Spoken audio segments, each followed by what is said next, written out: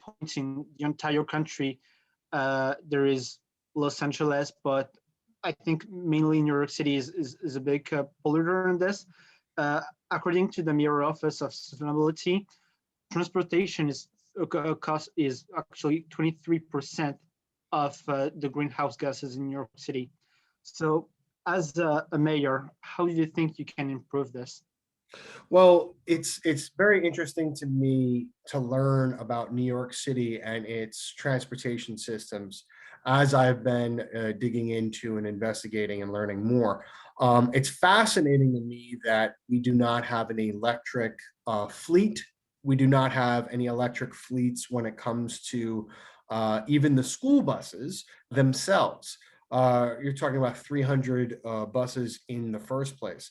I understand that there are ways at which there is opposition from bureaucratic policies and for the current operational systems in the first place. Because when you want to switch from one system to another, there are going to be people or maintenance and so on and so forth that lose their jobs because you're changing into something else. But if we provided the proper job training for those people, instead of to lose their job, but to change the work that they're doing, you can easily make this transition. And it comes down to a willingness to evolve with time. And I could say that if I were mayor, or when I'm mayor, I will immediately address to make rapid, immediate changes within the infrastructure of New York City and our transportation systems in particular.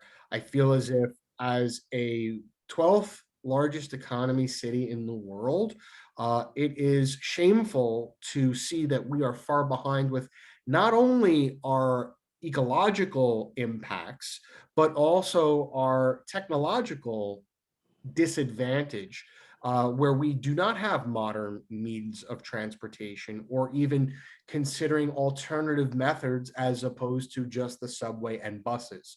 We should be expanding our buses, our boats. We should be creating gondolas. We should be looking at monorail systems operating on electric.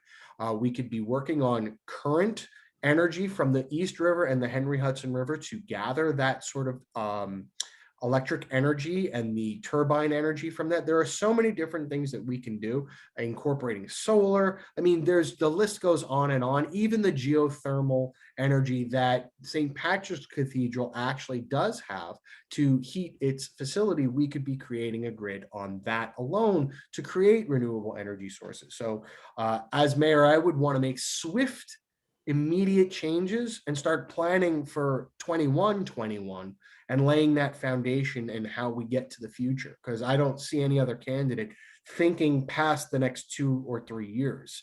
I think we need to start thinking in that perspective. So I know that was a very long-winded answer, but I believe that what we need to do is start removing a lot of the red tape that gets in the way. And executive orders can be done that, and also getting the consensus of the community to speak to their representatives in city council to make these laws and change and get authority so that we can make these changes quicker. I think one of the problems that New York City has is that there's so much red tape that gets in the way that projects wind up dying. And that's one of the biggest disadvantages of having our two-party system in this city in particular. Great. So you're right. As you said, it's really important to invest and in electricity, to expand not only on subways but also on buses to give people more opportunities to transport themselves. So do you think it will be good to invest when it comes to electricity and transportation into private companies? Well, if there's anything that we've learned through public management of funds, is that it tends to be not transparent and accountable, and does not do good jobs or deals rather in that particular area when it comes to hiring and implementing and holding certain contractors accountable for what they're supposed to do, and also in the process of getting a contract that is the right price point always becomes an issue in the deal negotiations and the mechanics. So there needs to be there needs to be a relationship between the private and the public sector, but it'll only work if we have in the public sector management, and i.e. the chief executive officer of the executive branch, i.e. the mayor, having knowledge and understandings of working from an entrepreneurial, innovative, unconventional approach in order to treat things as a business.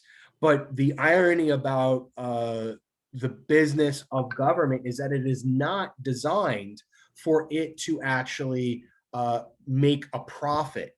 It should actually be spending its money and getting more money so that it can keep spending its money for the people, for the advancement of these technologies and these capabilities. And only then, when we have changed the management structure in the public sector to mirror the advancements and the innovation that's going on in the private sector, where we're loosening up the red tape and the bureaucracy, only then will we be able to see the public sector do as an efficient job as the private sector. And from my knowledge and my experience, who tends to be in the public sector and in public servant work tends to be a lot of lawyers, which I appreciate lawyers, but I think we need more entrepreneurs in that space to make these decisions that are clear, logical decisions in order to get these contracts to work properly. Yes, exactly. And it's really important to have negotiations to let the money circulate. And it's true that when it comes to public sectors, it's much more difficult to make a decision pass rapidly and effectively. So thank you very much for answering this question. When we think about New York City and climate change, what we can think about is much more about flooding. So as we could see with Hurricane Sydney and much more of the disastrous hurricane who came before it, there has been many changements since then, but still many people live near the coast of New York City in every borough like Staten Island, Brooklyn, Manhattan. So these people are still in risk and do not really have a choice to move, and they don't really know how they can literally survive with these hurricane comings. So what did you propose to them? So to answer your question, I want to point out the fact, number one, that it has been 9 years almost since Superstorm Sandy hit New York City. And since then, what has been done? Very little, in my opinion. Some things have been done, but not enough things have been done. So when I look at the fact that it's been 9 years, it goes back to your previous question about the red tape, the bureaucracy, and the policies. Things are not effective, things are not done. And who has been in office for the past 7 years, 8 years now? I mean, you can clearly see that the management has not been doing a very good job of getting policies and projects in effect. I understand that there are sea walls that they are designing, and the first project that I'm aware of right now in the East River Park on the Lower East Side along the river over there, they just started now closing up that park, and they're working on finally now, almost 9 years later, creating a seawall to protect those communities. But what about Staten Island? What about Brooklyn? What about Rockaways? What are they really doing? I mean, putting a burn with the sand up is not enough. Putting up certain things and edge breaks out in the ocean are not enough. We need to start planning, because who's going to do it? Are we going to wait for the next superstorm to hit and then we'll do it? I mean, it's just ridiculous. Again, this is why entrepreneurial spirit business people tend to make decisions based upon thinking future forward. And there's a law called Moore's Law, and Moore's Law is planning for the next future iteration. That's what Steve Jobs was so great at Apple, is that he focused on the next version while today having the current version, and 10 versions out Why aren't we applying that sort of logic to New York City? People will suffer, and there will be no plans to help those people if another storm comes along come this hurricane season. That is a problem. So it must be addressed, and it has to be addressed. And even if I lose this election, I will not stop fighting in order to make people see and understand that we need to demand more out of our local government. Thank you. Thank you very much for answering this question. Um, so, according to the New York City's panel on climate change, from 1900 to 2013, the heat increasing trend was 2.2 Fahrenheit per decade in Manhattan. Now, that might not seem a lot like 2.2 degree Fahrenheit per decade, but actually compared to what happened the last centuries, even millennia in the North American zone, that is way a lot.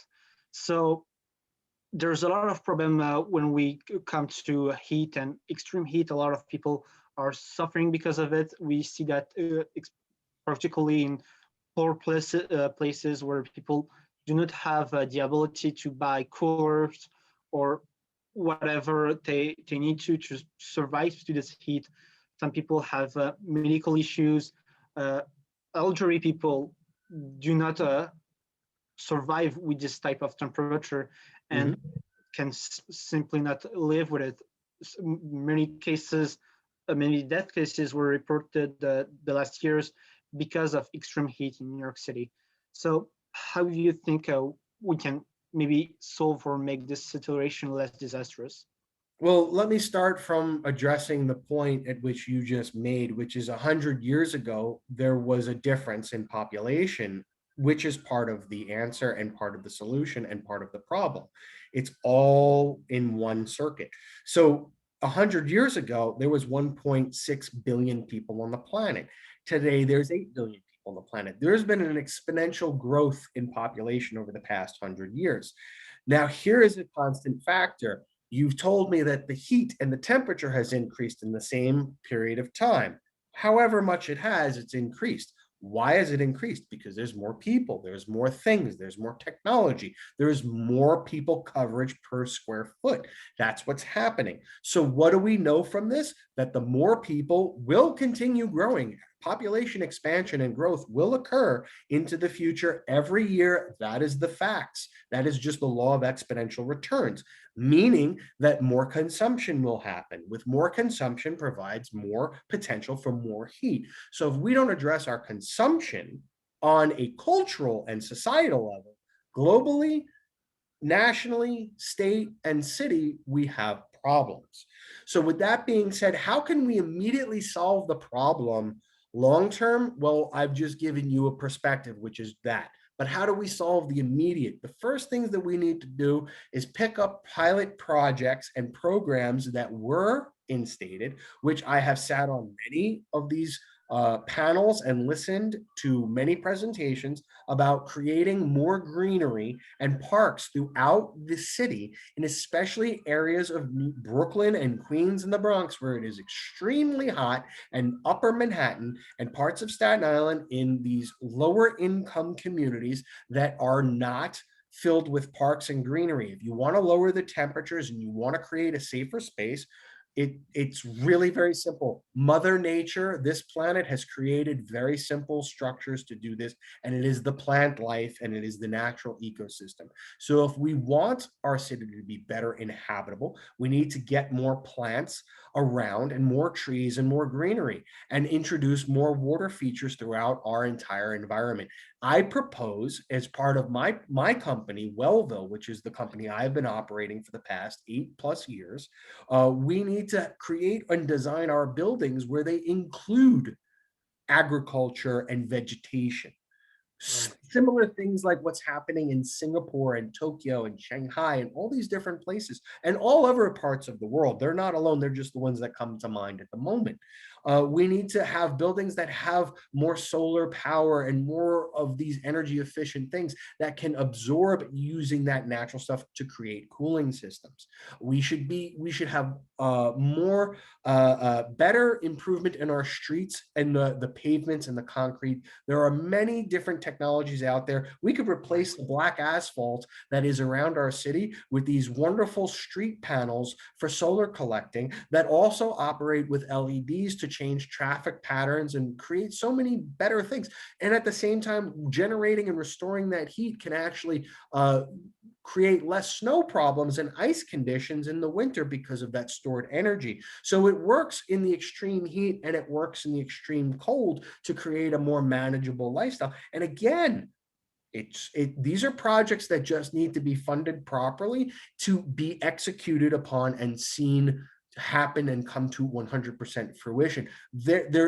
Actually, I don't need to do much besides champion and make sure that these different programs are done, where we have more greenery, we have more parks, we put more trees and plant them and put them all throughout the city. There needs to be rooftop gardens. We started this movement several years ago and we fell short. We did not move forward. And I believe that has to do with the relationship between the private sector, which is the financial institutions that back the property developers and landlords and these large development groups that wind up getting awarded properties where they're going to build projects, and then the buildings department and zoning department and public health need to hold these companies privately accountable to make sure that they create these parks for the city. That is just a very simple touch of the scratch of the surface of things that we can do to improve these communities' experiences to decrease this temperature. Thank you very much for your answer. As you mentioned, we always try to move forward with all what's happening, but we live in a democracy, hopefully. But every project has its downturn. The thing with democracy, well, it's a good thing, but some people will not particularly accept what you say. Some will say that it is not appropriate to do that. We shouldn't think about the future. This is just nonsense, stuff like that. And they do not realize that it is already impacting us right now. But at the same time, we have to consider their voice because they are citizens at the same time. So how do you think you can manage this skepticism on climate change? Well, to answer your question, I want to start with addressing something very stark and apparent that we all need to accept in this country, in this state, in this city. We do not live in a democracy. We live in a republic, and inside a republic, certain people are chosen to make decisions for us. In a true democracy, we would all be voting on every piece of legislation and every piece of policy. So there is public demand and will for addressing the fact that there is a real problem publicly. We as the people know there is a problem. We could see the problems where they're self-evident. It's very clear and it's very obvious. The problem is that the elected leaders who are the representatives to make decisions on our behalf aren't listening to the constituents well enough, because there's outside influence that is getting in the way.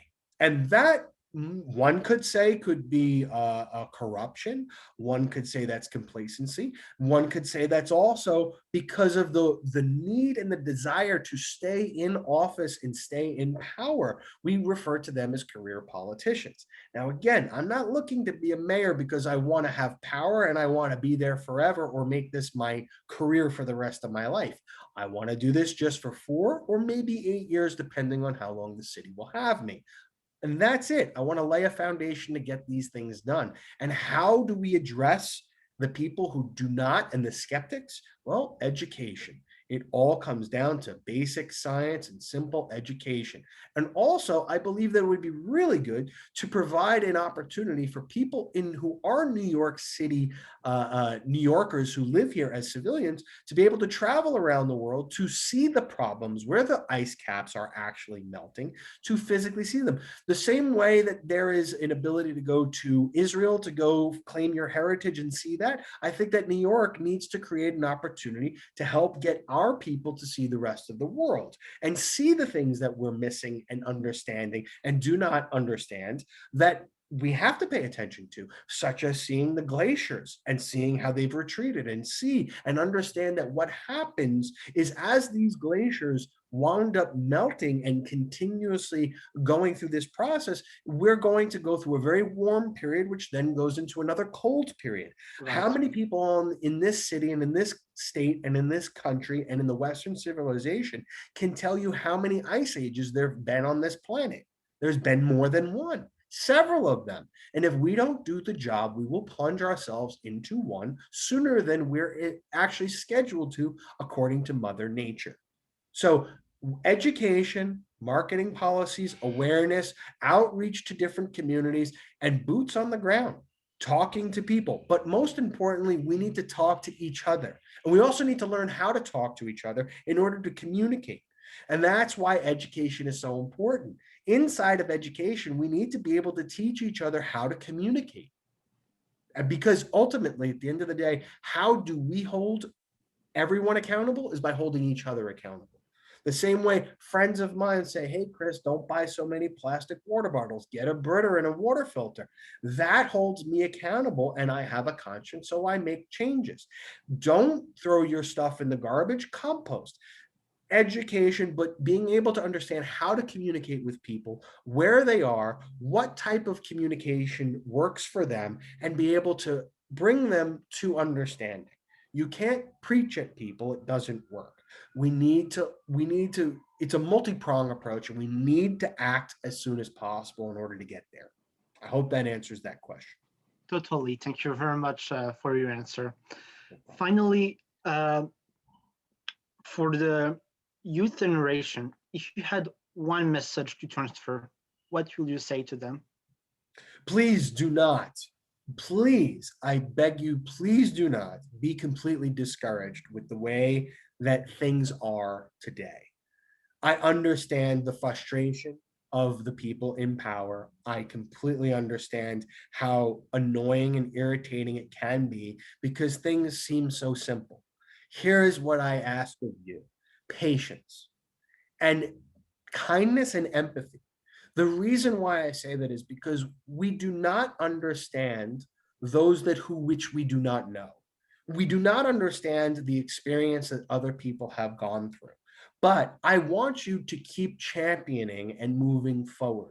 The only way that the baby boomer generation and so on and so forth will ever understand how you are is by sitting down and having a conversation and talking with people.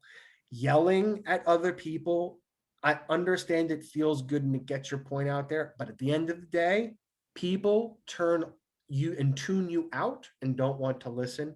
And that is why I asked for you to have patience. You will be coming into power soon and soon enough, and you will be able to champion these changes.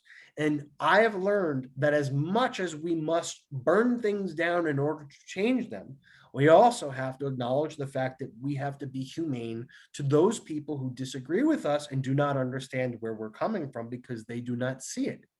Understand that the reason why they do not see it is because they spent their entire life learning things a certain way. And they have their own programming, equating it to a computer. We all have our own operating systems. Everyone has started at a certain point. People who are older and so on and so forth have different kinks in the system where there may be a difficulty in evolving and iterating into the next operating system to understand. Patience is the key to doing this. But unity and uniting as a community is the only way we're going to get this solved together. Creating more opposition and putting lines between you and me or anyone else is only going to further the problem of things not getting done. We need to find ways to sit at tables, come together, and I leave that up to you because I'm willing to work and listen to you to be the type of leader that you can appreciate. And I hope to be the type of person who can follow you at some point in time. That is what I ask of you. And take more responsibility to show up and help and keep this city and this state, this country, and this planet healthy. It starts with how we treat one another. You know that as well as I know that. It's the golden rule. Treat others the way you want to be treated. So if you want to be respected and you want to be heard, you need to do the same thing. But that doesn't mean to give up on your beliefs or any of the things that you hold near and dear to your heart. You must continue, but I can tell you, you can do a lot more together than fractured. I'm here to work with you and be part of this. I hope that you have the stamina to keep going as you grow up and as you enter the workforce and as you take on leadership positions. Remember where you all come from and all the moments of what you felt. Never forget. That is important, but definitely learn to evolve and adapt, because that is what Charles Darwin spoke about. Survival of the fittest is not survival of the strongest. Survival of the fittest means those who can adapt the best to change survive. That is the truth of evolution. And that is the hope I have in the youth and the future of tomorrow. Thank you. Right. Thank you very much for your answer and your participation in coming here. Mr. Krietchman, thank you very much for giving your precious time. And I hope that the rest of your day will be wonderful. Thank you very much. Thank you. Anytime, anyone can reach out to me. You can go to my website and book a meeting with me. I will make myself available for anyone who wants to talk to me in any way, shape, or form. And come April 13th, I'm going to need petitions signed. I need 7,500. So I'm looking for volunteers to help me in any way, shape, or form. So good luck to everyone. And may the best candidate truly win, because the people made the decision and showed up and voted. Urge everyone to vote. Thank you. Right. Thank you very much, Mr. Krietchman, and have a great day. Goodbye. Bye-bye.